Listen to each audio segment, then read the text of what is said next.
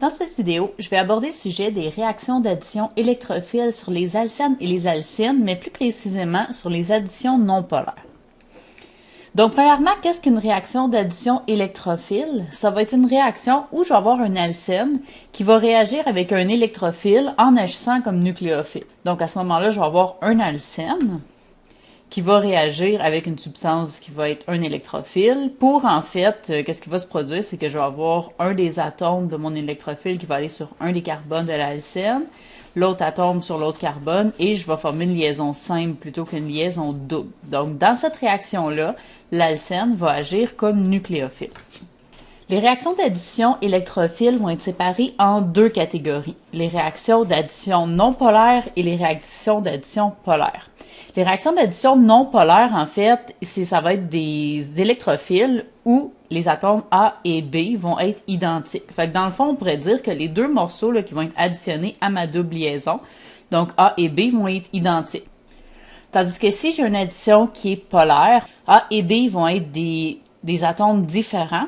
Donc, à ce moment-là, il va y avoir une différence d'électronégativité entre ces deux atomes-là et donc mon électrophile va être polaire. C'est pour ça qu'on dit que c'est une addition qui est polaire. Donc, la première réaction qu'on va voir d'addition électrophile sur les alcènes, ça va être l'hydrogénation catalytique des alcènes. Donc, qu'est-ce qui va se produire au niveau d'une hydrogénation catalytique? C'est que je vais avoir l'addition d'hydrogène moléculaire, H2, sur l'alcène en présence d'un catalyseur. Généralement, ça va être du palladium sur charbon, donc ce qui représente ici PD/C, ça veut dire palladium sur charbon.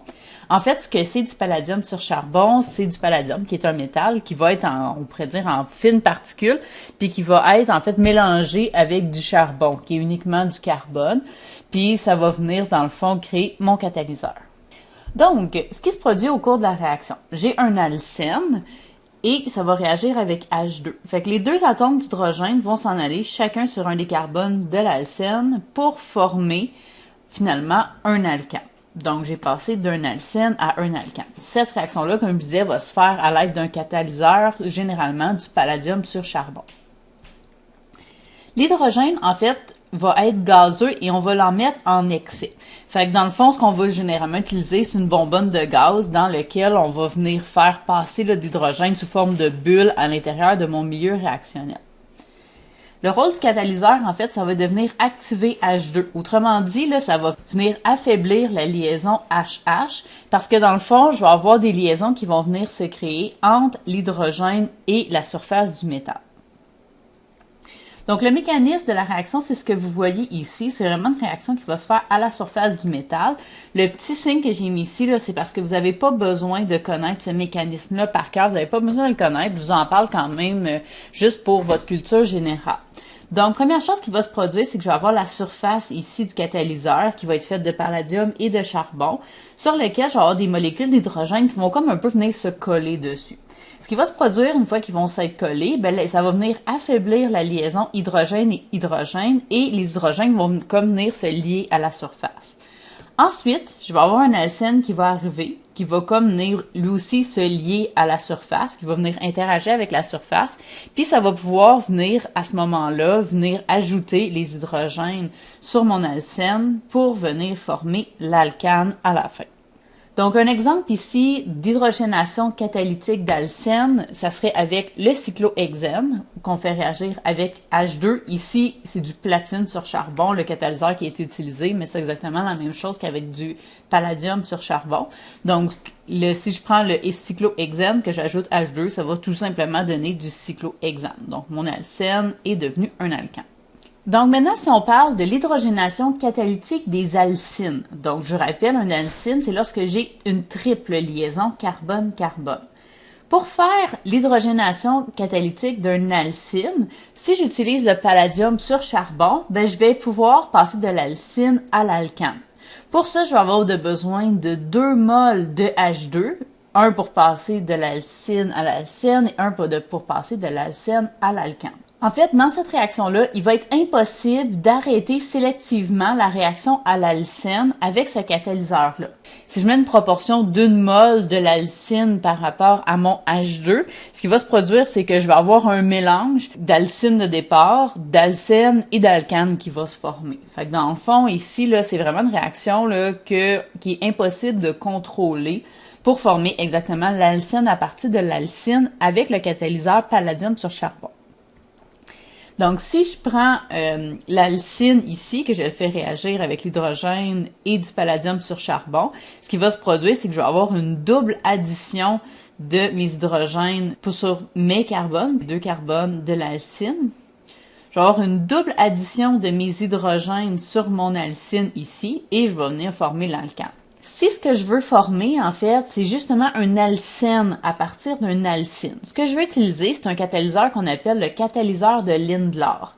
C'est un catalyseur, en fait, qui est, on dit, empoisonné. Ce que ça veut dire, un catalyseur qui est empoisonné, c'est qu'on a ajouté des choses à ce catalyseur-là, on a ajouté une substance qui va faire que le catalyseur va être moins efficace. Il va être comme un petit peu partiellement désactivé. Sa réactivité va être un petit peu moins grande. Donc, ça ici, ça va me permettre d'arrêter la réaction à l'alcyne. Donc, si je prends mon alcyne, je vais pouvoir mettre même un excès de H2, d'hydrogène gazeux, avec le catalyseur de Lindlar, je vais pouvoir former mon alcyne. Une chose à noter, par contre, c'est que dans ce cas-ci, l'alcyne qui va être formée va être 6. Autrement dit, les 2 hydrogènes vont venir s'additionner sur le même côté de l'alcyne. Donc, on va maintenant parler d'une nouvelle réaction d'addition électrophile sur les alcènes et les alcynes. On va parler premièrement de l'halogénation des alcènes. Donc, l'halogénation, le nom dit déjà un petit peu, c'est d'ajouter un halogène sur un alcène. Donc, ça va être la réaction d'addition spontanée de Cl2 ou de Br2 sur un alcène.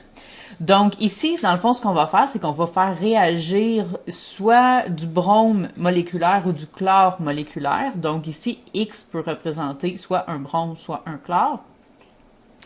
Donc ici, si je prends un alcène et que je viens ajouter, par exemple, Br2, je vais avoir un brome qui va venir s'ajouter sur chacun des carbones pour venir former un dihalogénoalcane.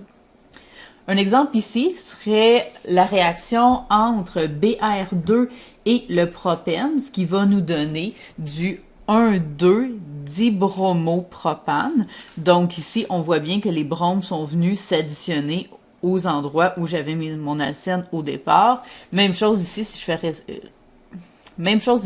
fais réagir mon propène avec Cl2, je vais avoir du 1,2-dichloropropane. Le mécanisme de cette réaction-là, encore une fois, c'est pas un mécanisme qui est à savoir par cœur. Donc ici, on va regarder plus précisément le mécanisme du cyclopentène avec du Br2, donc du brome moléculaire. Donc, ce qui va se produire, c'est que premièrement, le doublet d'électrons de la double liaison va venir attaquer un des 2 bromes de Br2, ce qui va venir briser la liaison Br-Br, donc les électrons de la liaison vont aller sur le 2e brome qui était de cette molécule-là. Donc, le brome maintenant qui est sur ma molécule, il ne restera pas au centre de la liaison, il va s'en aller sur un des 2 carbones, ce qui va laisser à l'autre endroit un carbocation. Rendu là, le brome pourrait en fait passer d'un carbone à l'autre en passant par un ion bromonium qui est un intermédiaire réactionnel. Ensuite, le brome ici, le Br-, l'ion bromure qui a été libéré ici par le bris de la liaison au départ, va venir attaquer un des 2 carbones qui était un des 2 carbones de l'alcène au départ, sur lequel je vais avoir l'ion bromonium qui va s'être formé. Et cet ion-là, le genre de cycle qui est formé, va venir s'ouvrir et je vais avoir un brome qui va venir s'être additionné sur chacun des carbones. On peut aussi faire une halogénation sur des alcynes. On peut, dans ce cas-ci, contrôler la quantité d'halogène qu'on va ajouter à la réaction et on va pouvoir soit former un dihalogénoalcène ou un tétrahalogénoalcane. Donc, par exemple, si je prends ma triple liaison et que je viens ajouter un équivalent, soit de Br2 ou de Cl2. Quand je parle de un équivalent, ce que je veux dire, c'est que pour une mole d'alcyne, je vais mettre une mole de Br2 ou de Cl2. Donc, dans ce cas-ci, je vais avoir une mole pour une mole, c'est ce qu'on veut dire quand on parle de un équivalent. Donc, si j'ajoute un équivalent, ce qui va se produire, c'est que je vais avoir une seule molécule de Br2 ou de Cl2 qui va venir s'additionner à ma triple liaison et ce que je vais former, c'est un dihalogénoalcène. Par contre, si je viens rajouter un deuxième équivalent ou un excès, donc une quantité là, vraiment supplémentaire de Br2 ou de Cl2, ce qui va se produire, c'est qu'une fois que je vais avoir l'alcène qui est formée, je vais avoir un deuxième équivalent qui va venir s'additionner sur ma double liaison, ce qui va me faire un tétrahalogénoalcane. Donc, je vais avoir au total 4 halogènes qui vont s'être additionnés sur ce qui est au départ ma triple liaison.